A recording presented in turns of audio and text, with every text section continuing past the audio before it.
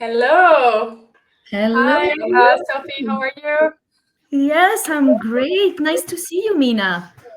Nice to see you too. And hello, everyone who is online with us today as well. And welcome to the actually 13th edition of our Flourish Financially Money Conversations. This is MoCo 13.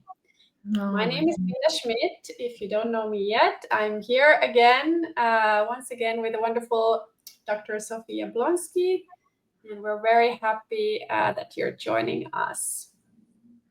And shall I go ahead right away and introduce myself as well? So, I am Minna Schmidt. I'm a financial coach on a mission to help women build more financial freedom and security.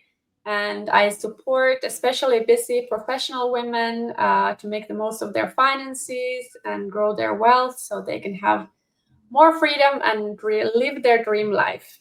And I also help sometimes couples or different individuals, organizations as well around finances. And how about you, Sophie? Would you like to introduce yourself as well? Yes, it's amazing. Number 13. Yeah, we didn't think about that when we started it, but I'm really glad No. we are here. So, for those of you who don't know us yet, so that's my introduction as well. I'm a certified life coach and an expert in positive psychology. Interestingly and perhaps strangely, I have 20 years of experience in science, engineering, international development finance, and renewable energy. So quite different.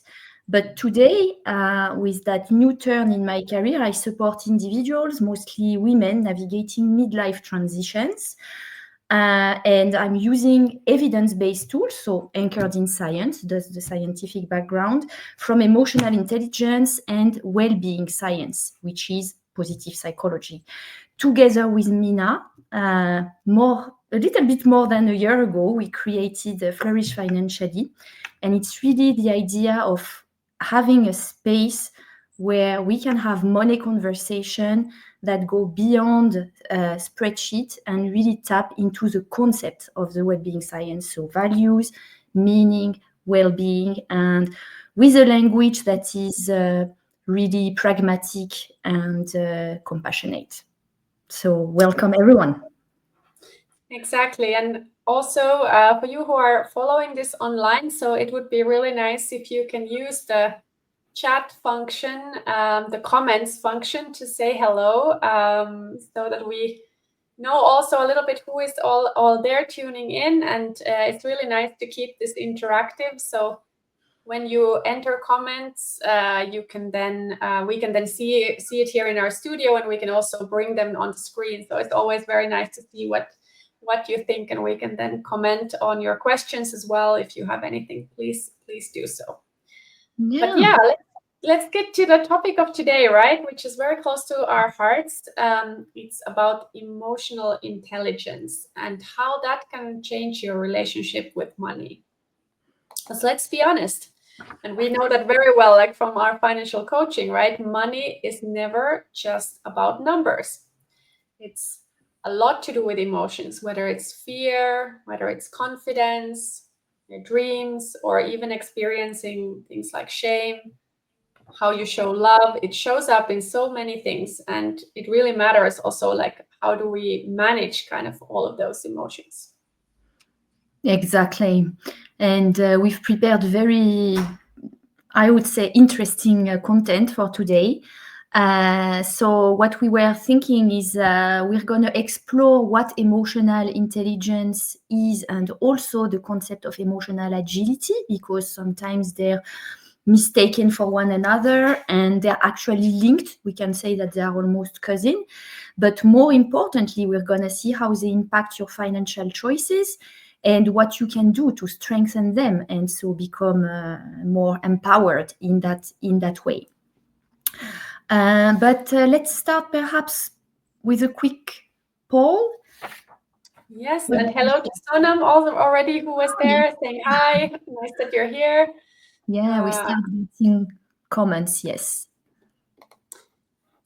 so let us start with a little warm up poll, right? When you think about your financial life right now, what emotion comes up the strongest? And here are some options. Is it calm? Is it anxiety or maybe fear? Is it overwhelm?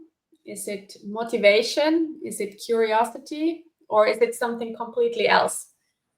Please drop your answer in the chat. What kind of emotion comes up to you? Yeah. So I'm curious, and maybe we're gonna see what comes in the comments. But Minna, what about you? If you had to reflect a little bit, what's coming up for you? Well, I was thinking about that. Like out of these options, like just now today, I would probably actually say curious. Even though I'm a financial coach, I work a lot with women on their finances, but I really somehow have come to realize that the learning never ends. I love that. Like I still keep on learning, almost like feels like almost on a daily basis, like new angles, new things, new ways to kind of frame money and finances, right? And I also learn like kind of more from each client that I work with. So curiosity for me. How about you, Sophie? Yeah, I like curiosity. It's very nice. I think I get a bit curious, but what really came up for me when I read it today and to answer the question, it's not like I like to boast necessarily, but if I compare to where I was before and the journey that we've been on, for example, with Flourish Financially, I really would like to say confident and also excited. And it's quite a surprise considering I think where I'm coming from. And we'll discuss that a little bit more when we see the the topic in more detail. So it's not all roses and daisies, but yeah, I think right now I'm feeling pretty confident and quite excited. Let's see what we get from audience. So first of all, hello to Pei. Very Yes. nice to see you there, and that you're interested in flourishing financially. We love that. Yeah, us too. Yes. And Sonam is saying a mix of D and E, so motivated and curious. Okay, very good. I love the motivation, especially. This is very good to hear. Like women getting ready to really rock this area. Let's see. From Pei, feeling secure. Oh, nice. Very nice. Very good. And from Esther, curious. Yeah. That's very nice. Looking forward maybe to learning more. That's nice. Positive emotions, huh? And yes. Anxious. Somebody is anxious. I was thinking nobody's anxious. It's a bit strange.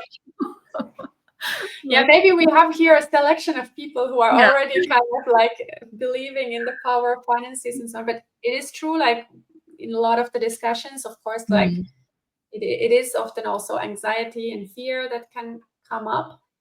But also motivation, right, to start working on it. So that's really great. Great to see that.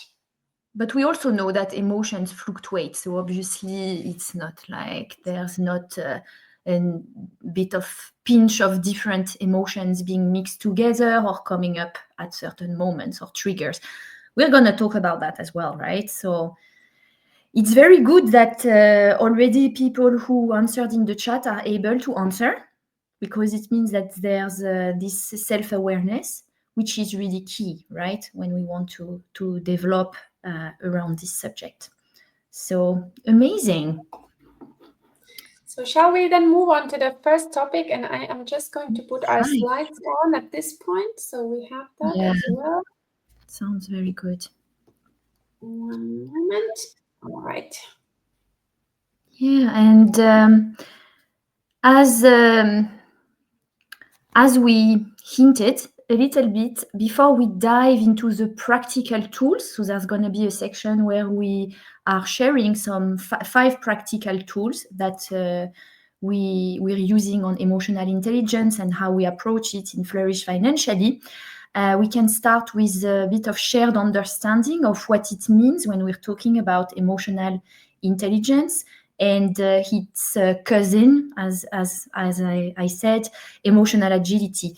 So very often these terms, they are thrown around in different coaching circles, also leadership, business, and personal development, but they actually have very specific psychological roots, and it's incredibly relevant to how we deal with money.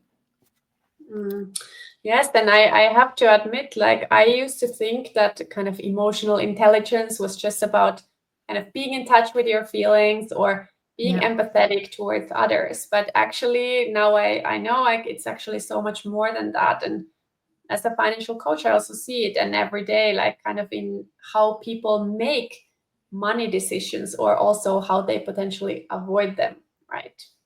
Yeah, totally. So let's get started. We're not overwhelming with different concepts, but just a few pointers. First of all, emotional intelligence, so the famous EI as opposed to IQ, right? Because this is how it emerged, was first introduced by some psychologists named Peter Salovey and John Mayer in the 1990s.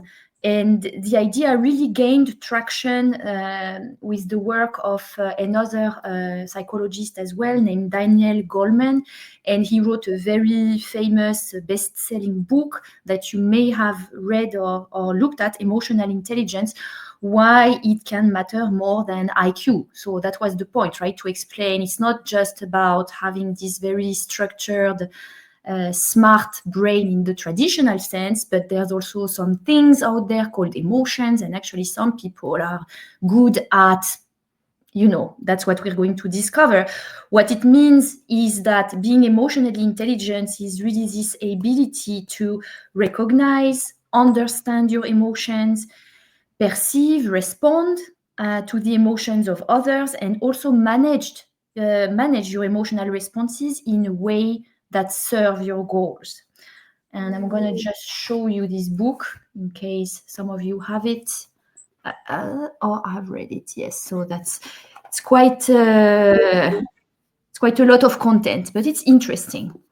And it was. I really love that like concept of kind of this emotional intelligence because I was also working in the financial industry and you always have so much focus kind of on the number crunching and the pure kind of intellectual horsepower somehow, but actually the emotional intelligence skill set in the financial world can be really game changing as well, and it comes in different situations, like when you're negotiating a salary or negotiating about a project, facing a budgeting decision, or of course building a successful financial relationship with your partner in business, or of course with your spouse as well at home, navigating financial anxiety.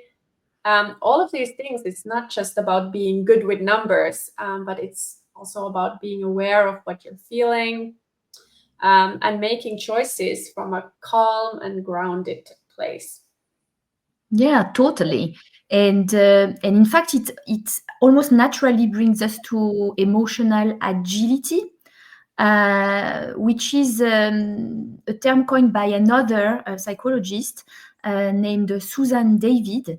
And she wrote a book called Emotional Agility, where she explains how she takes the concept of emotional intelligence further on focusing how we relate and we move through our emotions. So instead of just resisting or over identifying with our feelings, which I think was really one of my things before I started learning about all that. So you're not over identifying with your feelings, you're developing the flexibility to really observe them, to accept them, and even in time with practice to choose them. So you can actually be more intentional in how you respond, even emotionally, in a way that is aligned with your values.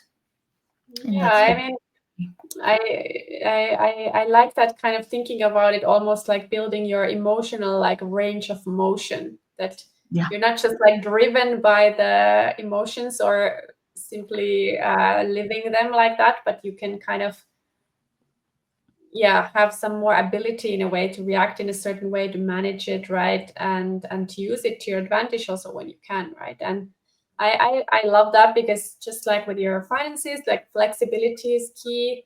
If you're like too rigid, right, if your budget, if your investment plan is too strict, that it doesn't work for you, it will break under pressure.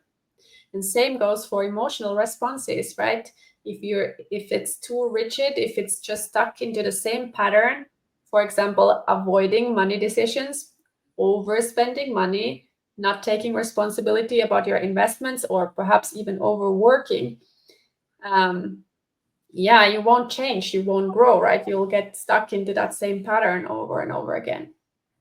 Yeah, it's really, really well said. And I think this is also the part where the science really excites me, is because these are not fixed like traits or personality things, or even necessarily genetic. Is really thanks to neuroplasticity.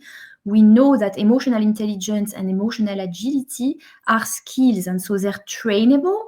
And your brain can actually get better at handling emotions, at managing emotions.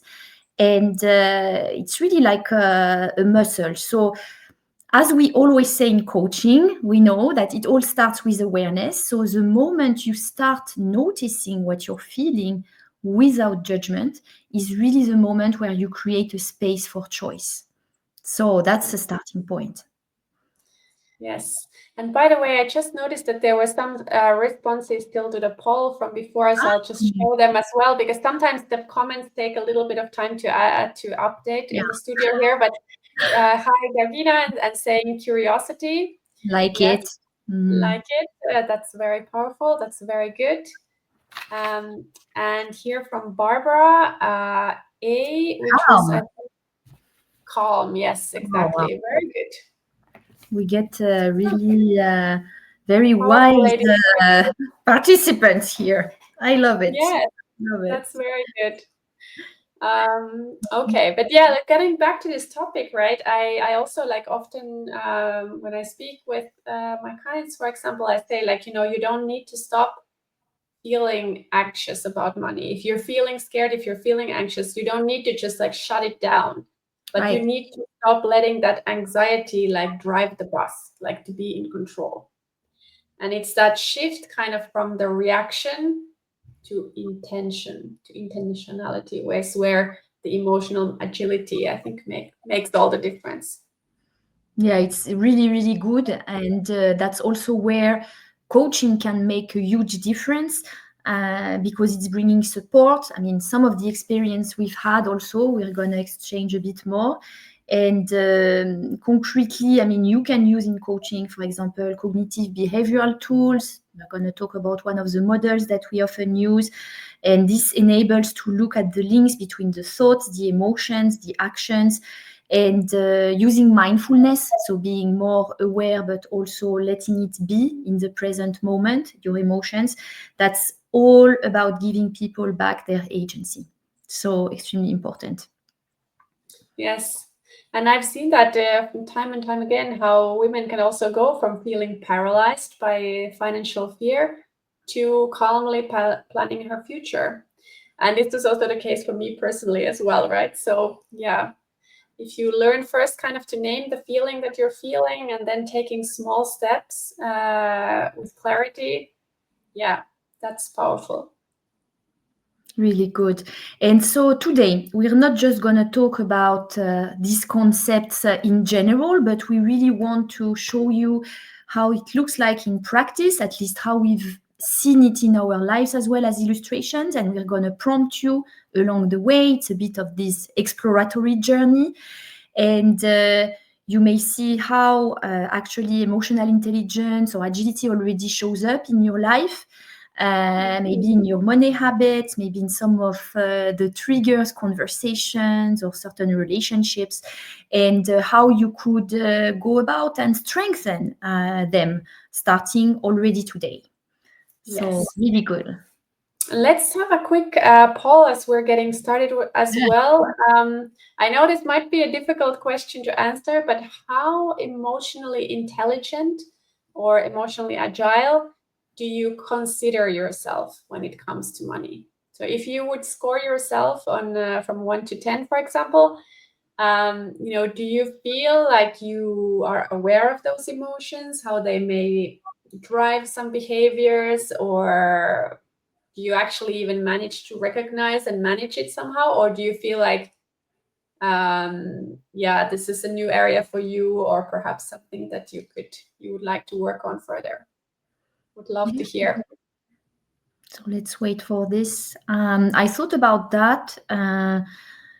And yeah, for me, I gave myself a 6. So I guess it's for sure it's above the midpoint of this subjective scale. So it can mean whatever it can mean. But I definitely sense a big shift compared to what it was before. Again, so the work of the past few years in self-development, learning on emotional literacy, and training with these tools that we're going to discuss also today really helped me. I think there's still a way to go. That's probably why the 6. And I feel the momentum at the moment. So I don't think that I'm going to stay there for very long. Oh, and we have very good results already in the comments I see. Yes.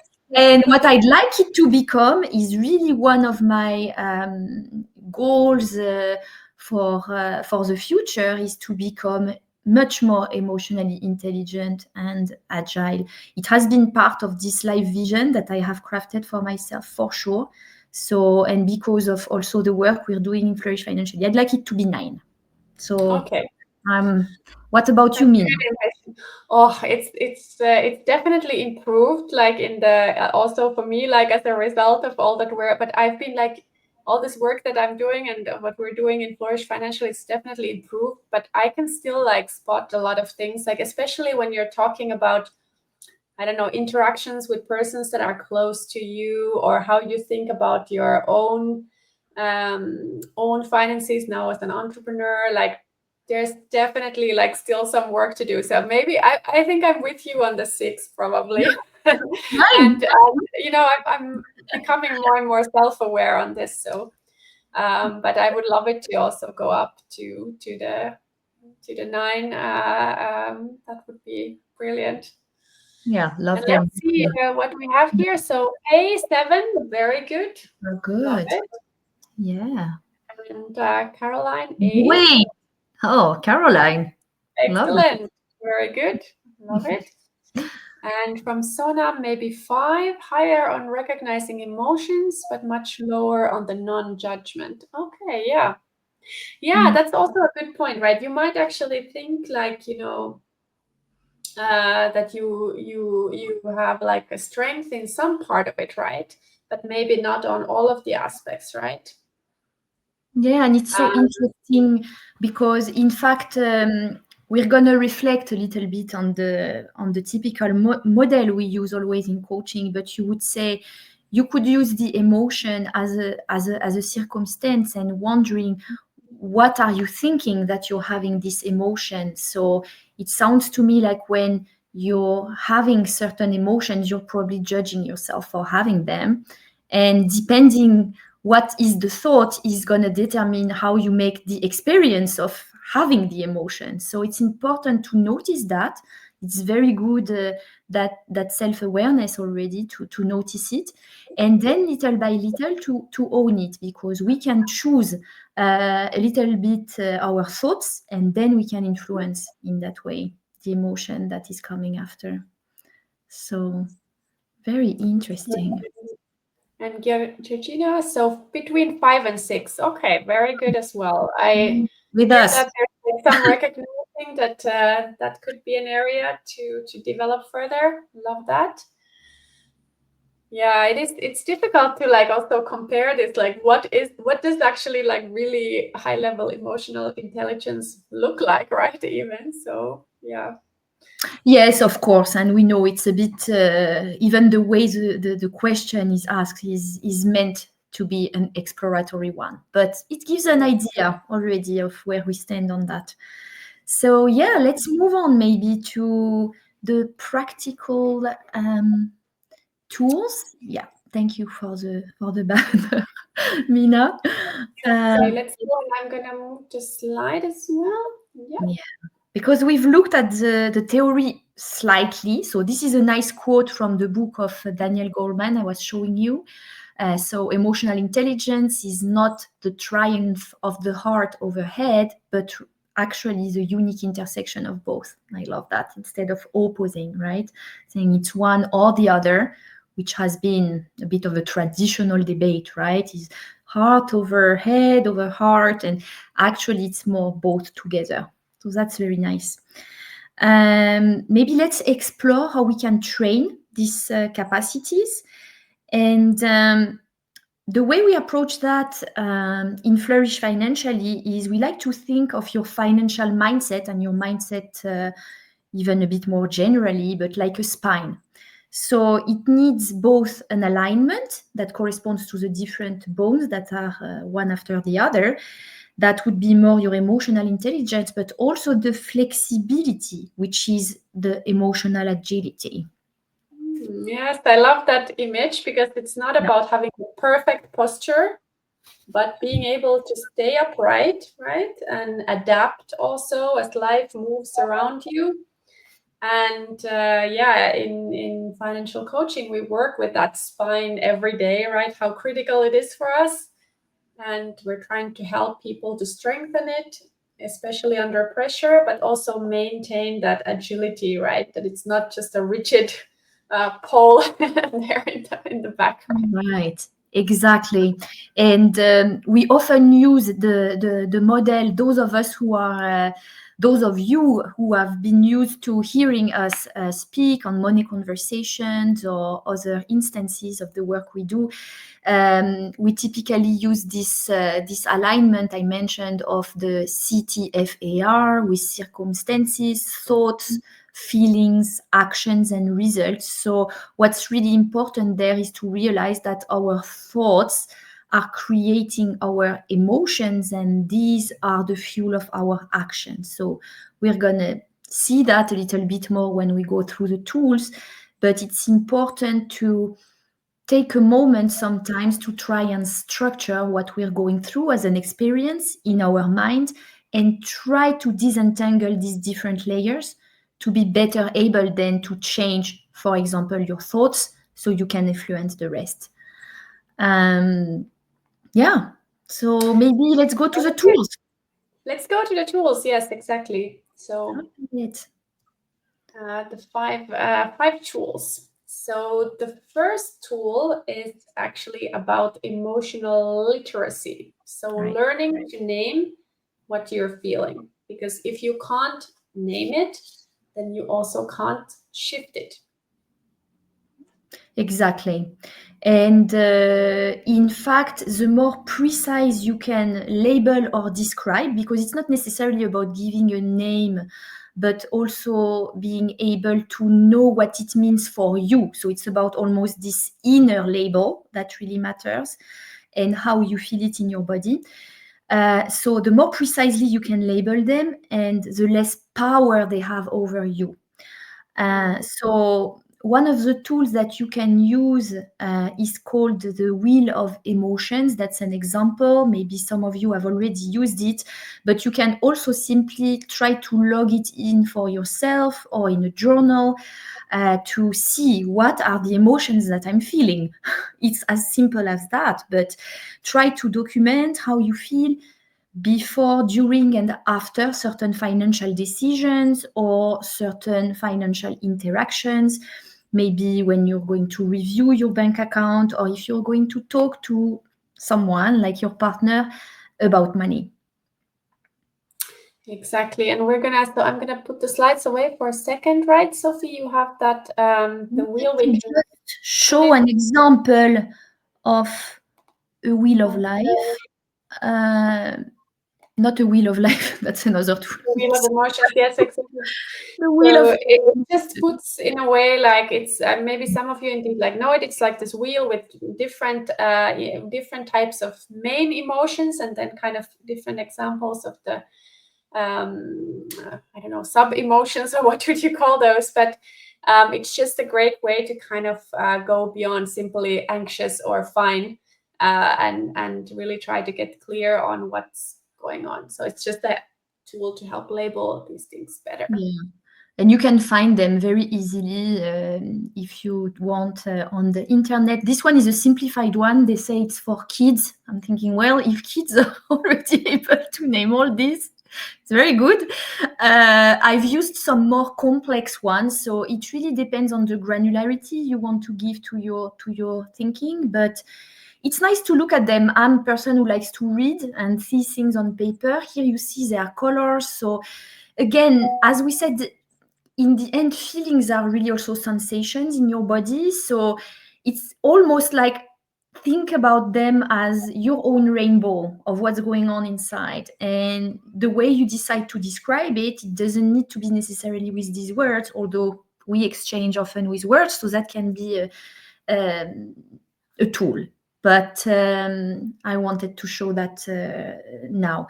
And I was curious, Minna, did you do some of these exercises for yourself, like journaling or trying to set out some maybe models with your emotions, thinking about your emotions? What am I feeling right now? Yes, I mean, I've definitely now, like, after having a past where I did not think about this almost at all, but now I've tried to become much more in tune with my emotions. And I mean, I guess one example that was pretty clear for me is kind of when I left my corporate career and moved to become a coach, right? That was a very strong emotion of fear, and it was related to finances, right? So fear of losing my monthly paycheck, fear of earning much less, fear of becoming a failure. That was very strong emotions like related to that, because it was a big deal for me, right? But now later, right, I discovered other emotions, like emotion of satisfaction has stepped in, where I see like my finances working out, or even feeling excited about finances. So yes, it is possible to have like deeply positive emotions about your finances, and I love it also when I see it with other women, who felt previously maybe disengaged or scared, when they turn into this excitement. That's really cool. What about you, Sophie? Yes, I think this is very interesting what you're sharing, and also it shows how very often when we do this kind of work, we start by noticing the negative emotions. It's this like bias that we have often. They seem to be triggering something a little bit more vital almost, right? Because maybe it calls for protection or something like that. So for me, yes, for sure, I noticed I had also recurring anxiety. But I think what's also interesting is, and then we're gonna ask the audience also what is some of these emotions that they have. It's gonna be interesting, but is when you're starting to structure this along the lines of the model, you have to realize what is the situation, what is really the trigger that is making this emotion happen. And it's sometimes even more interesting. I would say it's almost more advanced, right? Is this thinking, what is the trigger that has made me think of something that then made me feel this way? So then I could see that there were these patterns almost, like, for example, when it came to money conversation, I would have a lot of mistrust, I think. When there would be like some negotiations as well, this kind of mistrust possibly. If it was about talking of salary, I would be more ashamed. And maybe with announcing a price when I became an entrepreneur, maybe more shame. So it's interesting then to try to be a bit more specific also on your backbone, or what we call the mindset backbone. So you're able to help yourself too and know, oh, okay, if I'm going to get into this kind of situation or have that kind of conversation, this is what may happen. So that's when also you're building up the awareness. And And let me just put here the poll also. Sorry, there it is. Yes. So what is for you like one dominant emotion that you think you feel most often when you're dealing with money? So as Sophie just said, of course, it's situational, right? Is it about, looking at your bank account statement, or is it about like managing with an unexpected invoice that comes in, or if it's something that you forgot to, I don't know, pay a bill for your children's hobbies, and then you get a reminder, like what kind of emotion comes up for you? And I see that from the comments as well, so please write in the comments. So if there's some hey, hi to Barbara. Hello, thank you for joining. I think some of the comments are arriving a bit later. Nice that you're here. And Lee actually answered to the emotional intelligence with 3. Okay, that's really interesting. So that means, yes, you recognize that there is maybe something going on there for you. Really brave to look at this, right, and start working on it. I think it's extremely powerful to start understanding it, and hopefully these tools today will be also helpful. Yeah, I'm also excited for indeed the experience of growing these skills, right? So when you're thinking that you are at 3, I believe that there's really a lot of interesting things that you're going to learn about yourself, because the fact that you're being here already is also in a way showing, yes, that you're wanting to develop that. So this is very exciting. Yeah, actually, it's a bit of an exercise we had, right, in some of the program, which is to try and imagine certain scenarios of specific situations to see what kind of emotions would come up. So it's an interesting, of course, it was based on fictional scenarios, but the point is, if you're trying to do dedicated journaling around emotions, you can do that, for example, for a month. You always need to start by the awareness before you can become intentional. So the good news is at some stage you can decide, okay, this is how it happened, this is what I felt, but I could be, thinking something different, approaching the situation differently, and therefore, choosing a bit more what kind of emotions we could have. I think we have one answer at the moment on the wheel. Disengaged. Yeah. Not on the wheel, but I would say disengaged. Yeah.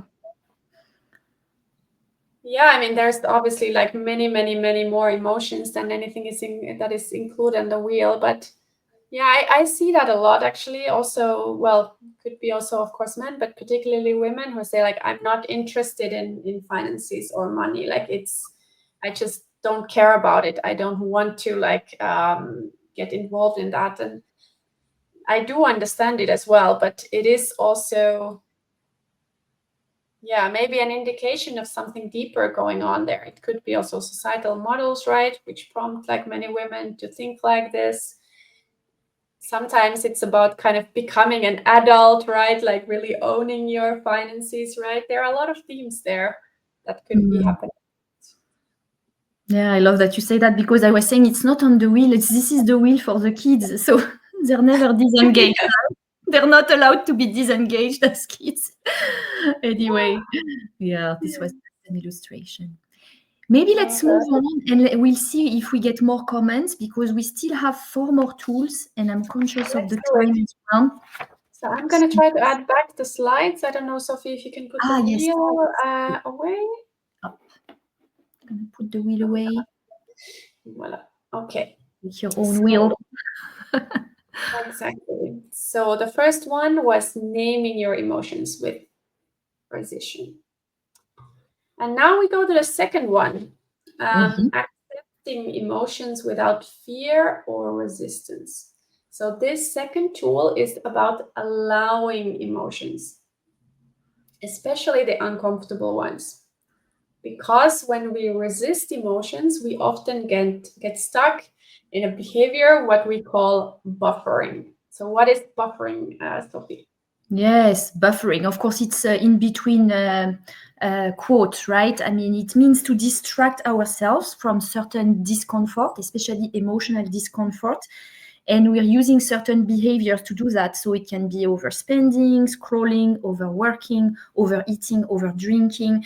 And it becomes a kind of a learned way, as we repeat it, to avoid certain emotions that we don't want to feel, because And then maybe we are scared to feel the emotion, so we are doing that almost preventatively. And what it does is that it can really trap us in a cycle of stagnation. So in that case, we're talking about money, it would be financial stagnation, and also sometimes self-sabotage. And what is interesting is that sometimes you need to first learn how to allow your emotions before you can learn to name them. Because if you continuously avoid them, you're not going to be able to know what you're feeling, because you're just becoming used to avoid your feelings. And it's very common, actually. I mean, many people are disconnected these days. And it's not necessarily something that we've had the chance to be, trained on, educated on. So it's really worth spending a bit of time to reflect for yourself where you are on that path. And if there's a part of you that feels called to experience more these emotions, for example, in the context of money, it might be an extremely interesting opportunity to start and reconnect. And it starts really at something as simple as being ready to feel our feelings. So being aware of that and making that decision for yourself can be a very courageous first steps. Yes. And I guess sometimes like this kind of avoiding the emotion type of behavior just sometimes results in the emotion just popping back up even stronger. Like a whack-a-mole. You try to like ignore it, then it's coming up, and now it's just then combined also with guilt or with shame, like attached to it, right? So it's a Totally. bit of a vicious circle, right? Yeah, it's like this balloon under the water kind of metaphor, right? You're trying to like block it, but somehow the emotion Just needs a way to express itself. And so the work, I think, as we were saying, adults and emotional maturity, it's almost we need to learn to find the tools that are appropriate for us as adults to let our emotions express themselves. And if we don't learn them, we keep avoiding or trying to suppress. It doesn't work in the long term. So the danger is then it becomes even more reactive. And so we all know the story of the people who, I don't know how we say, I have the expression in French, but this freaking out or suddenly having a strange reaction that is not really what is intended. Yes.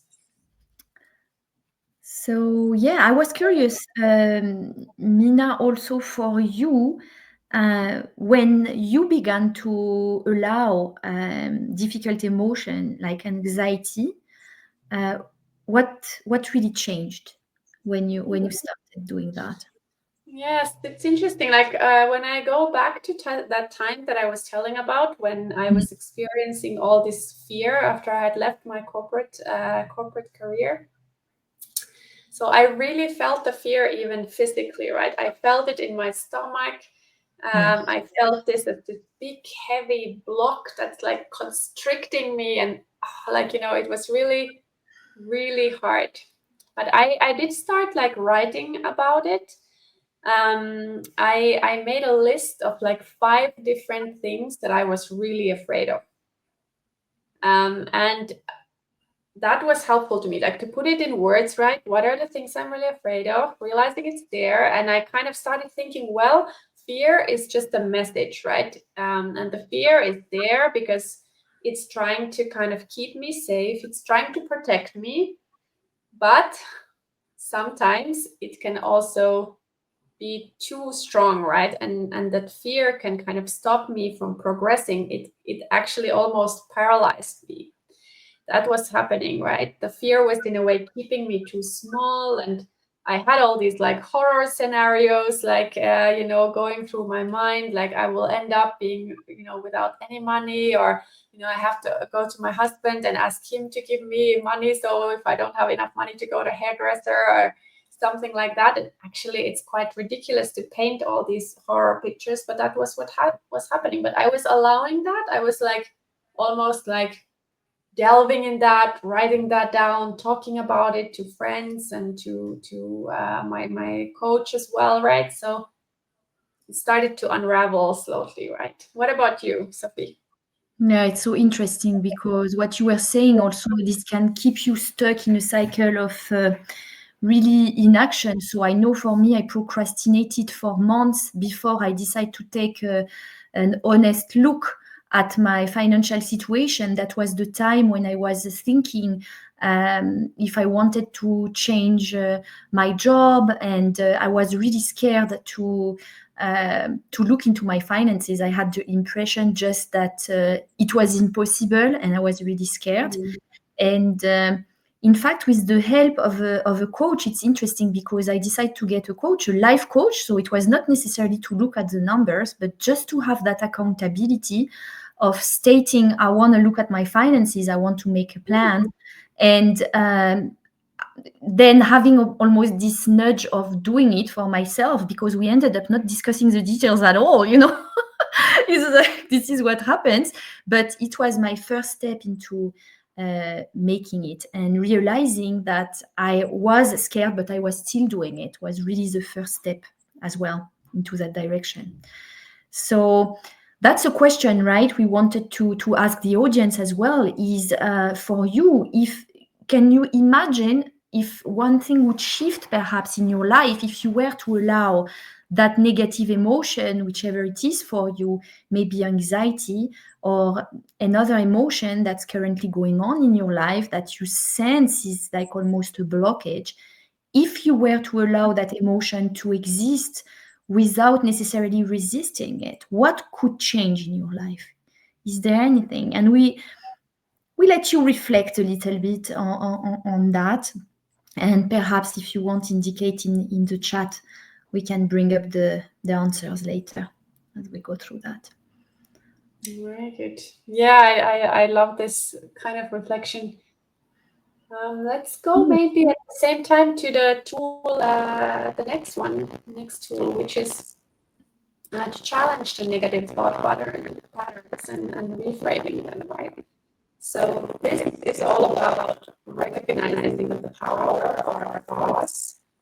Um, Simply because what we think about money actually creates also how we feel, and then that in turn influences how we act.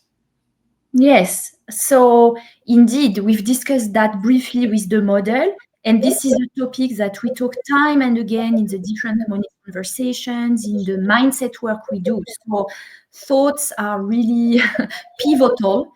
And when you're able to better observe how you think, you're going to be better able to intentionally modify how you show up in the world and how you feel.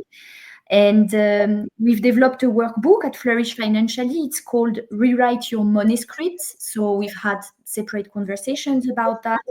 And that can give you a structured way of actually examining, reframing some of the limiting beliefs that you may have. So you can examine them. And then when you're able to look at them and observe them, then you can start to challenge them. So if you're curious to know more about that and train it out for yourself, you can drop us a line at hello@flourishfinancially.org, and we'll make sure to send you the link to that specific workbook. We have another workbook on emotions coming later, so that's why we didn't put it as QR code here. But yeah. Let's see, Lee saying on the chat, uncomfortable. Yeah, I can imagine that uncomfortable being the dominant emotion when that's upcoming in your kind of money situations. Yeah, I can understand really like that. That is quite common, I think. It's sometimes thought of as a very negative, like the whole topic can be seen with some negativity around it. And especially, I don't know if it's the case for you, Lee, but many people, when they were growing up, for example, money had a lot of negative aspects. Let's say could be like a more scarcity background or conflicts around money or things like that. And there are many people for whom like money has actually been a negative force in a way in their life for their entire life, right? So you can't just switch that like that easily, right?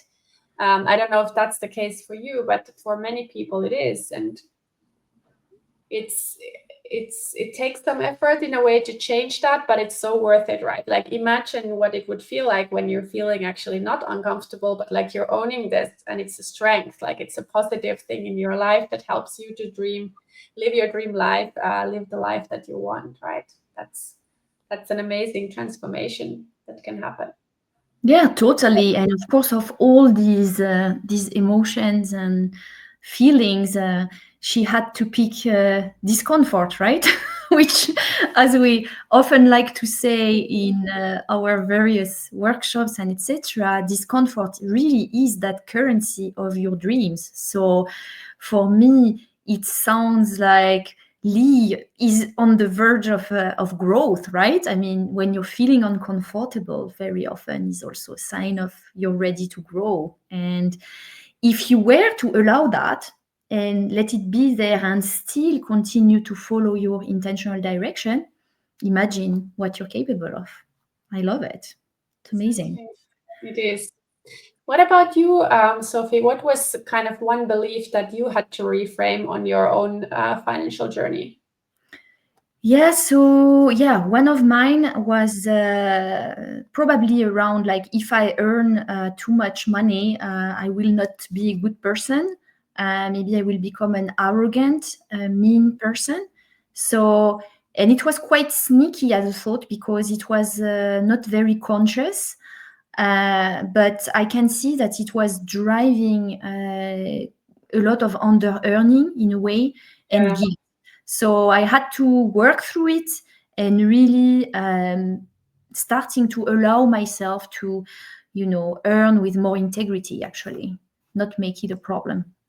That's so interesting. And by the way, like so common also with many women, and also with many coaches, right? Because you're thinking, that you're doing this also because you're really passionate about it and you believe in it a lot, what it's very meaningful what you're doing. So it can somehow feel like wrong to be earning well at the same time while doing it. And yeah, it's something that's definitely very powerful to work through that and change that, right? Mm-hmm. And yeah, kind of for myself as well, I had um, that was probably related to it, right? When I was kind of having this fear of being independent financially as an entrepreneur, and I was lucky also. I had like two wonderful coaches who were helping me at the time. Both of them are actually still with me, so I love that, like these supportive relationships that we have in our life in a way. But anyways, I started to realize that I should not ignore this fear and push it down. But in a way, I could actually move forward through recognizing what the fear has been doing and even saying thank you for this fear for trying to keep me safe, because that's what it was trying to do. And I also kind of started in a way like telling this fear to not be so loud, not be so strong, like thank you for trying to do this, but now I'm not in danger, I'm fine, you don't have to do this so much. And I even did some hypnotherapy actually with this, which was amazing. And the fear subsided. I kind of started to realize that I can do anything, and actually I really have no fear anymore about this. So I realized that these kind of extreme scenarios are not going to come through, and I always can take action. I can do something else, that I really have a choice. And that was kind of the feeling of empowerment and starting to come in place, right? So Amazing. And yeah, really, really powerful story. And so, how you can choose to indeed almost argue with yourself by choosing the stories, which are your thoughts actually about you, about your situation, about how empowered you are, and etc. So I love this example. So yeah, I mean, we're inviting also the audience to perhaps reflect on what's one money belief that you might be ready to reframe as well on your side, and feel free to drop it in the comments, and we're gonna bring this up. But let's move on perhaps to tool 4. I see we're going So let's talk about rituals. That's really important because these are the small, consistent actions that are keeping us able to build the safety around money, the emotional safety. So psychology really backs it up. We hear this, that small behaviors really compound over time. And you've probably heard or read, I know, Minna, you've read this book, Atomic Habits by James Clear. And it's this idea that you're choosing these very, very small habits, and these micro actions in time will change who you become. Yes, exactly. I mean, it could be something as simple as, doing a check into your bank account every Friday, or reviewing what you spent during the week, or having little moments to celebrate, like when you managed to save some money, things like that. What matters is like that you show up, right? Not perfectly, but regularly with some consistency, right? And tell me about maybe one of your rituals and how it started, how it grew.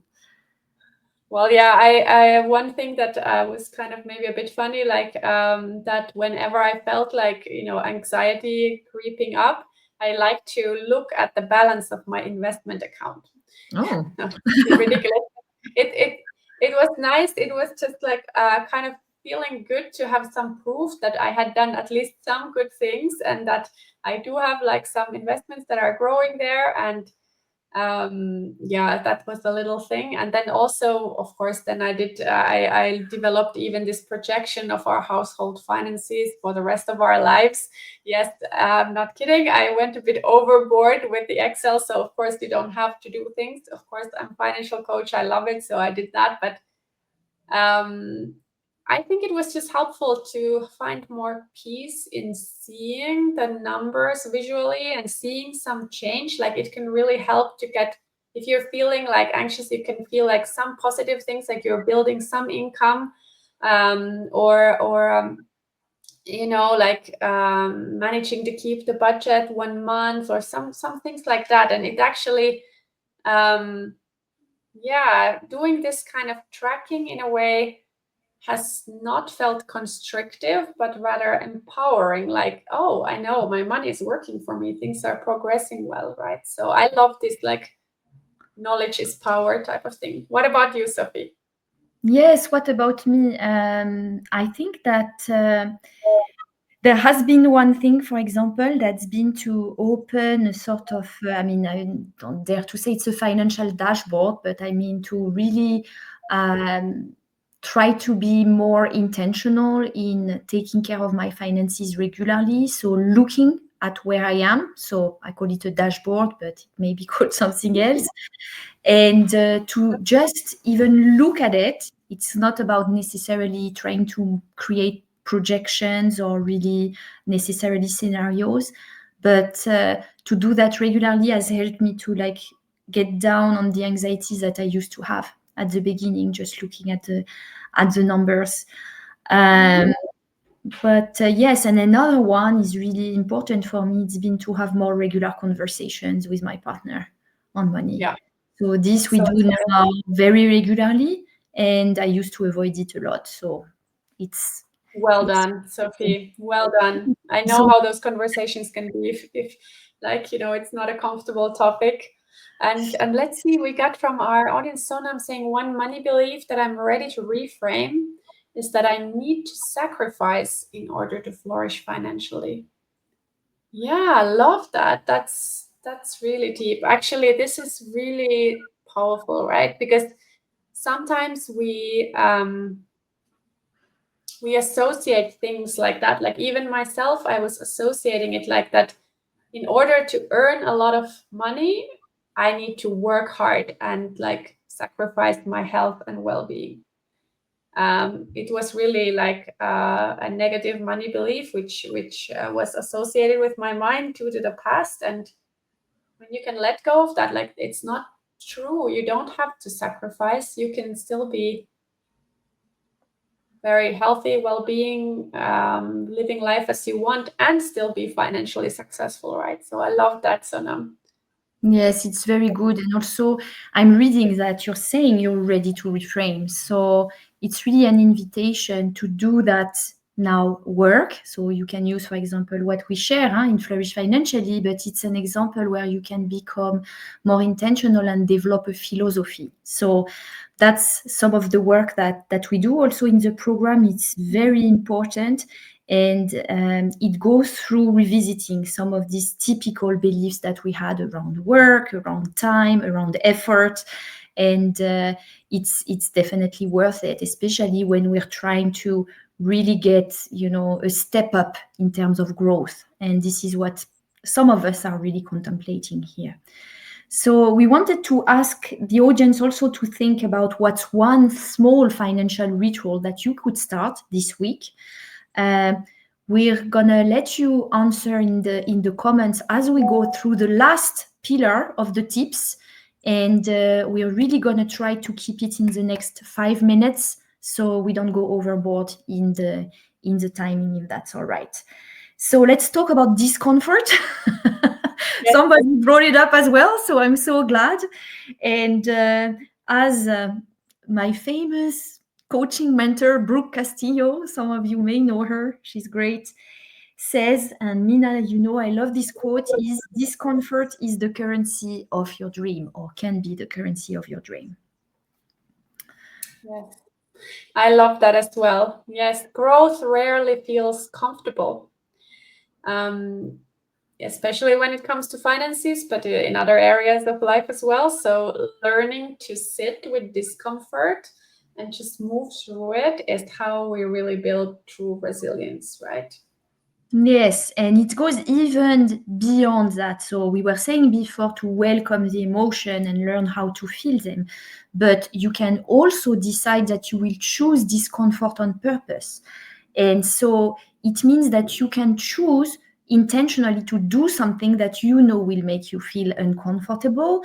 For example, reviewing your debt situation, if that's something that makes you uncomfortable, having a hard conversation, definitely something that most of us feel uncomfortable about, or maybe saying no to some expense or some way of spending money that doesn't align with your value. And that's really how, by choosing this discomfort and going through with it, we can become financially unbreakable.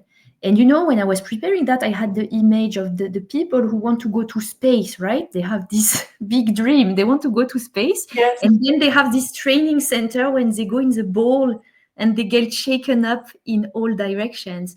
And I was thinking, this is like how they are training to become strong. So to me, I had this metaphor almost of this emotional, the mental toughness, right, that we talk about sometimes in positive psychology. It's really this idea you're going purposely to become stronger. And I think that we don't need to do it necessarily completely extremely, but I think this is a choice we can make, actually. This is really a choice. Yes. What do you think, Sophie? What was the discomfort you had to face? Yeah, well, I mean, many. Actually, I think in the past few years, there's been a lot of discomfort, but also a lot of wonderful surprises. So I will give just one example, which I think many of us who are going through career transformation may feel, but for me, it was really having to let go of some form of external validation when I decide to leave a prestigious job, and facing this fear that I may fail when I was starting this new path. So what I realized is actually on the other side of that discomfort was really a wonderful journey that aligns much more deeply with my values, and is also one that offers me much more freedom to define what is success. And so in a way, it's a bit when you were saying I don't have fear anymore. It's for me, I feel like I cannot fail. So because if I decide how to define my success, then I can just choose a way that makes it sure that I won't fail. So it's good. Yeah. What about you? Yeah, it's super powerful. I mean, for me, it was probably like pricing my work, the services that I offer in a way that reflects its true value, and saying no kind of to undercharging or offering things for free. It was scary but freeing. And actually, I'm not even sure if I'm 100% there yet, to be honest, with this process, but it's going to a good direction at least. So being aware of it, recognizing it, right? So I'm on that journey of growing in that part. Yeah, and it brings a lot of like positive, we are talking about negative, vicious cycles almost, but there's also the virtuous cycle of this self-confidence, right? That comes from having exposed ourselves to all of this. So yeah, that's a bit in a nutshell what we have covered today. And I think we have a few minutes, just 1 minute on the next steps, what we wanted to talk about in terms of upcoming events. Maybe that's the next slide. So let's maybe. Takeaways, yeah. So we have something exciting coming up. We wanted to talk about that just a few seconds here on the 26th of June in the evening. If you happen, dear audience, to be in Luxembourg, we have crafted an exciting thing. So we are also going to hold an event in Switzerland. So because, of course, as you know, I'm based in Luxembourg and Minna is based in Switzerland. But we're going to start with the Lux event. And it's going to be an event where we're using musical metaphors and violin playing to explore finances. So if you're interested, please join the community. If you haven't done so yet, you can do that by, for example, clicking, getting that QR code here, beautiful QR code, to get our Money and Emotions guide, and you get on the mailing list, or drop us a line at hello@flourishfinancially.org. We'll be pleased to add you to our community list, and we're gonna very soon circulate the event invitation on event. That's super exciting. We have a guide. We have a special guest, money conversation coming up as well, right? Yes. So the next MOCO 14, Money Conversation 14, it's going to be with very special guest, Katarina Polonska. She's an amazing coach working on relationships, and she has background in psychology, especially social psychology, and the theory of attachment theory. So it's an interesting combination of skills that we've seen also complements so well what we do in Flourish Financially. So also stay tuned as well. If you want to come, let us know. We'll make sure you get the invitation as soon as it comes out. And yeah, we will talk about a lot of things happening. So I think we are coming. We're already a little bit over time, but just really want to thank you all for being here with us today. It was wonderful to spend this time with you. We hope you have a new sense of clarity and courage to face some of those emotions, and also a bit of tools on how to work with that. Yes, and of course, remember, you're not alone. There's a community here with Flourish Financially. We're also here in case you want to, drop us a line, ask us a question, discuss your specific situation or your issues. We love to hear that what we're doing has an impact. And really, thank you again for being so engaged in the chat, showing up, replying, liking. So it's always a pleasure to be here. And of course, thank you, Minna. What a pleasure. I'm going to put here some of the comments down. I'm saying thank you so much for an engaging session.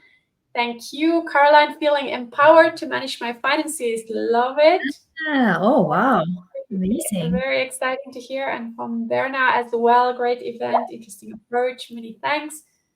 Perfect. Thank for being you there. so much. Yeah, we know our approach is a bit different, right? Because we bring together that positive psychology with the financial planning. So that's great that it resonates. And from Pei as well. Thank you, Minna, Sophie. Thank you, Pei, for being there. Thank you, everyone who was with us today. It was really wonderful to be with you today. All right, so let's call it a day and see you all next time. Indeed. Thank you so much. Bye Bye, bye. Sophie. Cheers. Bye.